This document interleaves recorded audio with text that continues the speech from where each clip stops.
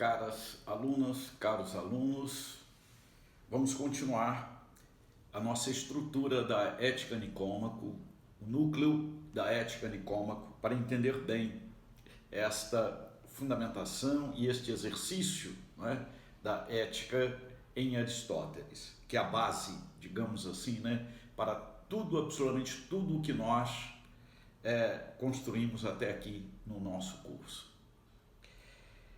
Falamos que trata-se aqui do exercício da racionalidade na ação. Este é o ponto fundamental. Fundada naturalmente no ser, uma ética com metafísica. O ser humano em Aristóteles é fundamentalmente inteligência e vontade. Inteligência que pensa, vontade que quer, já vimos. E é na conjugação da inteligência com a vontade, do pensar e do querer, do pensar com querer, que o exercício, digamos assim, da moralidade vai se dar no sentido de uma ortopraxia. Eu devo fazer, sim, de acordo com a racionalidade, com o que eu sou. E aí eu vou ser o que eu sou. O que eu sou e o que eu vou ser, não é, vão estar em extrema, digamos assim, adequação ou consonância. Assim, a possibilidade de eu agir em Aristóteles, né, na Ética Nicômaco, ele vai dizer, vai ser sempre dentro de um quadro, dentro de um quadro estrutural, onde a deficiência e o excesso existem, podem existir. Mas eu tenho como, pela inteligência, através da inteligência, descobrir um ponto equidistante, um ponto justo, um ponto no meio entre a deficiência e o excesso. Então, a inteligência vai determinar este ponto justo e a vontade vai se colocar no exercício deste ponto.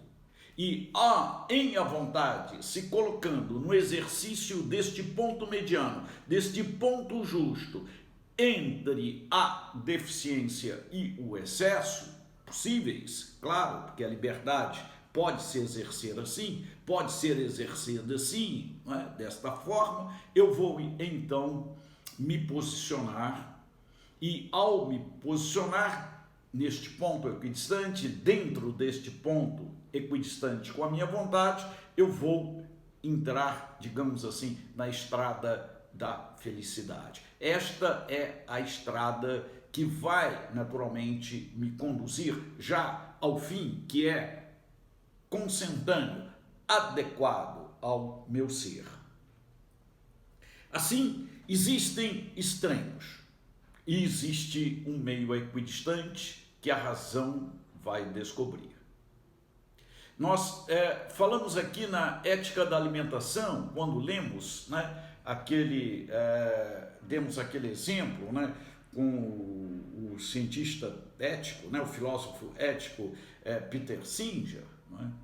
Em se tratando da alimentação, Aristóteles, né, pode também, né, servir, porque eu posso ser ou caminhar no sentido de um exagero, como eu posso caminhar no sentido de um excesso, né, de uma deficiência, não é? Quer dizer, de uma deficiência e de um exagero, de um excesso no sentido de um exagero. No fundo, a deficiência é um exagero também, sob esse aspecto, né? Então, entre a deficiência e o excesso, entre não comer nada, não se alimentar de forma alguma e se alimentar de qualquer jeito, eu vou descobrir um termo mediano onde eu posso me alimentar da maneira a mais saudável possível, porque a minha estrutura, né, reclama, pede esta alimentação saudável. E ao me exercer nesta alimentação saudável, né, eu estou fazendo daquele ato, daquela ação que foi um dia, né, atitudes, quer dizer, estou repetindo, e ao repetir atitudes, eu estou criando o hábito da alimentação saudável. E aqui entra justamente, né, esta estrutura que é fundamental na ética de Aristóteles. Ele é o primeiro a estudar, que é a estrutura do mecanismo do hábito operativo. O ser humano é um habituador nato, O hábito, ele existe na medida em que eu naturalmente o adquiro. É claro que eu posso adquirir o hábito da deficiência, como posso adquirir o hábito do excesso. Eu posso adquirir o hábito da presunção, como eu posso adquirir o hábito da subestimação. Mas entre a presunção e a subestimação, eu adquiro o hábito da sinceridade. Eu sou o que eu sou. Né? Não sou aquela coisa que não sou, nem não sou o que não sou também, não é?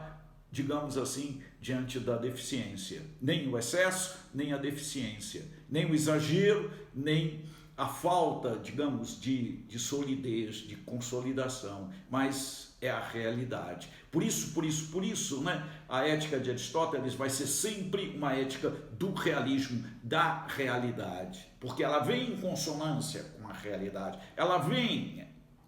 Eu posso ser, digamos, presunçoso também, não é? Ok? Como posso ser também covarde, não é? E entre, digamos, né, a presunção e a covardia, eu vou ser corajoso, a coragem, não é? E a coragem é um meio equidistante entre, digamos, né, um se julgar aí de qualquer jeito, né, sem previsão nenhuma, e um não fazer nada, ok? Não, ter a força para realizar e adquirir o hábito dessa força para realizar as tarefas dentro daquilo que deve ser feito. Ok, gente? Nós vamos ver isso depois. Não é?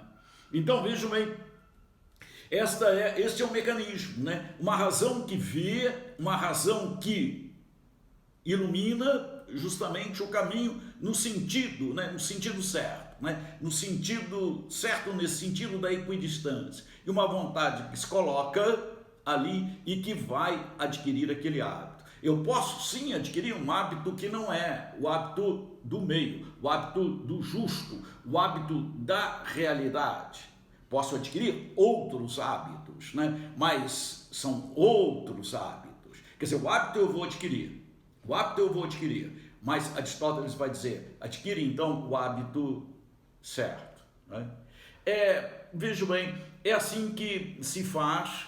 E esse hábito, né, essa história do hábitos, né, em Aristóteles, né, ele advém muito, né, da imagem do atleta, da imagem da palestra, assim, né, o lugar onde o atleta vai naturalmente para se formar, não é? Ele vai precisar naturalmente de exercícios, né? É um exercício hoje, um exercício amanhã, outro exercício amanhã, outro exercício. Bom, depois aquilo fica absolutamente natural. Ele corre uma maratona como se absolutamente nada estivesse fazendo, porque ficou simples. Aquilo que era difícil passa a ser simples. Não é? Aquilo que era difícil passa a ser tranquilo, né? Porque ele adquiriu o hábito daquilo. Não é? É assim, por exemplo, que se caminha também com relação ao estudo. Não é? Estuda-se, e o estudo passa a ser normal, passa a ser prazeroso, né? Sob esse aspecto. Né? E Aristóteles vai dizer, na Ética Nicômaco, né, que o prazer vem sempre, né, como um complemento, como aquela completude, como aquele acabamento da realidade. Né? A estrutura do prazer não é a estrutura da racionalidade, é a estrutura de um complemento para a racionalidade, não é? Ok? O prazer, ele é ambíguo. Aristóteles já dá já mostra esta dificuldade que existe nele. Ele é episódico, ele é fugaz, ele é transitório, não é? Ok? Quer dizer, ele não tem uma consistência, ele vai depender de uma realidade que vai lhe dar consistência para que ele seja realmente adequado e muito bom, ok? Então vejam bem, esta preocupação de acertar racionalmente e de depois, né, o prazer vir para corroborar, né, e completar é uma atitude, digamos assim, importantíssima, não é? E a consciência disto, né, é tremendamente interessante, né, para, digamos assim, a ortopraxia moral, não é? Então, esse agir, que é o agir racional, livre, né, naquela direção exata, ele se transforma em atitude e depois se transforma em hábito. O mesmo hábito, como eu falei, do ginasta, o mesmo hábito, por exemplo, do músico, né, que estuda um piano e vai fazer muito mecanismo,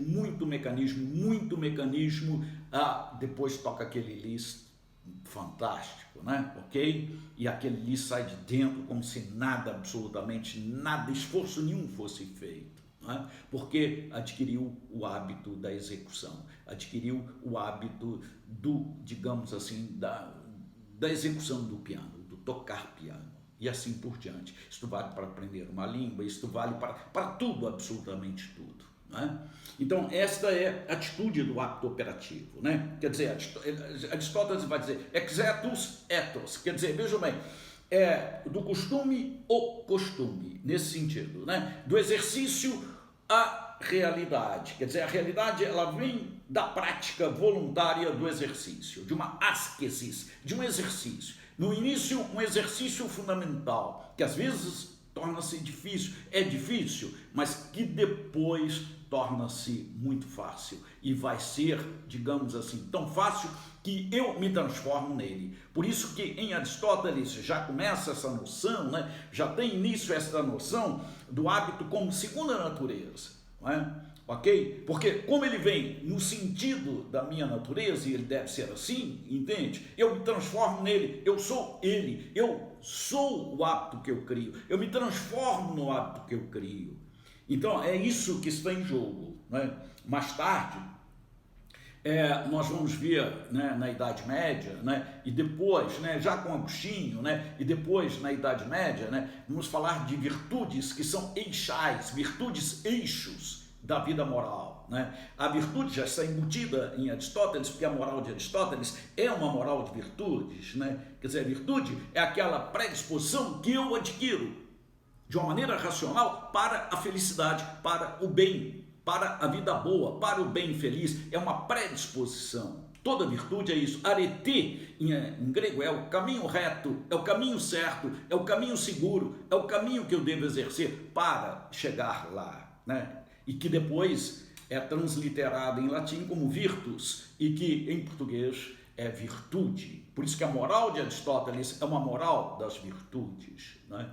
Aqui fala-se em 4, né? São cardeais. Cardeais por quê? Porque cardo, cardinis em latim é eixo, porque constituem o eixo da vida moral, né? Quem tem as 4 virtudes tem a vida moral na mão, quer dizer, nesse sentido, né? Está no caminho da felicidade, vai dizer Aristóteles, né?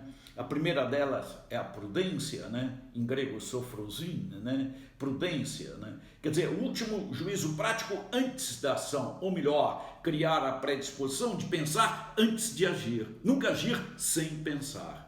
Então, pensar e agir, pensar e agir, pensar e agir, e nesse juízo prático, porque a moral é prática, não é? Então a prudência se exerce. Esta é a atitude do homem prudencial. Por isso, quando se fala em prudência, em moral, pressupõe esta racionalidade na ação sempre, sempre antes, né? Sempre antes. Uma visão, é Sócrates, né? Aquela visão socrática, né? Aquela visão em volta, né? Aquela visão que, naturalmente, é capaz de me dar, digamos, né, o sentido exato e o sentido de tudo que está em torno, né?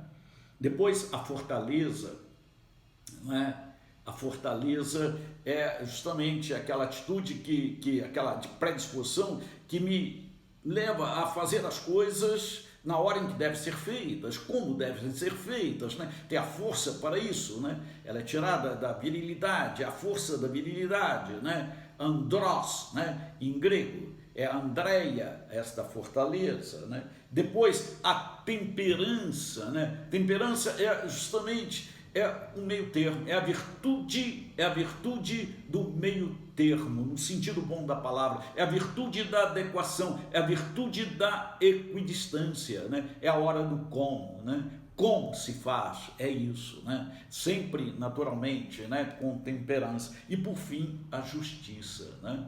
Dikaiosine, o justo, né? A justiça é justamente esta virtude da distribuição, do bem distribuir, do distribuir adequado. Quem tem o dever de distribuir tem que fazê-lo da maneira a mais adequada possível, a mais justa possível. E quem tem também o dever de viver com, tem que fazê-lo com justiça, né? É a justiça distributiva e a justiça comutativa, né? As duas formas, digamos assim, de ser justo.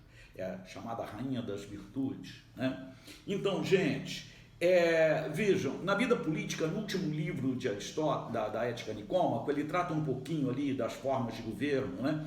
E ele observa que mesmo na política, né, mesmo na polis, mesmo na cidade, no governo da cidade, o homem pode, enfim, deixar de viver e viver, digamos assim, né, esse meio termo, né, deixar de viver e viver, não é? Veja, uma forma de governo como a monarquia, não esta monarquia constitucional como existe hoje, mas a monarquia como existia antes, pode se transformar numa tirania, né? A aristocracia, que era o governo grego, né, por excelência, né, binômio reis-filósofos, né, Platão, né, vai, digamos assim, né, ser um pouco nessa linha, né, ele vai dizer, não, a aristocracia, o governo dos melhores, pode se transformar numa oligarquia, quer dizer, procurar o bem daqueles que são os governantes, para eles mesmos, né?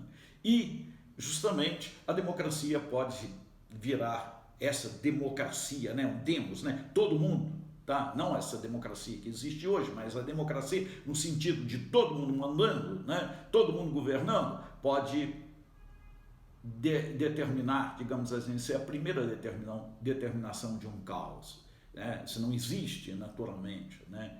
Então, onde estariam, né, digamos, né, o meio termo? Onde estaria, digamos, o meio justo? Não seria a composição das três formas? Não é? Quer dizer, é um colégio eleito pelo povo, uma eclesia, uma igreja, uma congregação eleita pelo povo, e desta congregação, alguns governando, né? Um sistema hoje, por exemplo, confederado, como a Confederação Helvética, como a Confederação Suíça, não seria, digamos assim, uma forma aristotélica de governar? Penso eu assim, né? Vamos tentar entender um pouco isso. Onde, naturalmente, né, aqueles que o fazem, né, o fazem por muito pouco tempo, ok? Porque são eleitos, são indicados, são representantes, não é, da nação em si, enquanto são eleitos, e governam durante um tempo, e um tempo determinado, né? Lá são 7, e em cada, na Suíça, estou dizendo, e em cada ano, 2 anos, não sei, né? Naturalmente, governa, não é? Então, é um governo que, naturalmente, se perfaz, né? Quer dizer, vejam bem, dar a importância, dar, naturalmente, né, a própria forma, ou a formalidade como tal, não é? E não estabelecer né? Não se estabelecer um grupo, não se estabelecer, né, digamos assim, um colégio manipulado, né, uma forma de povo, mas totalmente manipulado, onde naturalmente o governo vai ser um divórcio do povo no sentido total. Pensa só para si mesmo e o povo. Olha, essa sabedoria grega que está à margem, digamos assim, de uma verdadeira democracia, né, e de um sistema parlamentar mais tarde, muito mais tarde, né, ela tem aqui, né, tem nesse embrião da Grécia, né, de uma lei que é para todo mundo, né, porque é justamente com a lei grega, né, na cidade grega, não é, com a lei grega que, naturalmente, toda aquela atmosfera, toda aquela perspectiva tribal e tribalista vai deixar de existir. Onde, justamente, né, todos, naturalmente, deveriam ser iguais nesse sentido. Embora houvesse a escravidão, etc, etc, etc. Claro, as anomalias vão existir sempre, né? Mas, veja bem, o princípio como tal, né, é muito importante ser levado em consideração. Eu acho que está aí dado, então, passei para vocês aí o núcleo da Nicomaqueia. Não é? Funciona muito, por exemplo, como na clínica francesa, né? A clínica francesa fala ni toujours ni jamais, né? Nem sempre nem nunca, não é? Quer dizer, é mais ou menos isso, né? Encontrar aquele meio termo que vai ser, digamos assim, o caminho da felicidade, o caminho da vida boa, o caminho e a razão, naturalmente, por detrás, e a vontade, naturalmente, como sendo este veículo racional, né? Este querer racional, este amor e este amar racional que me leva, naturalmente, a uma vida que deva e que mereça ser vivida. Muito obrigado, gente.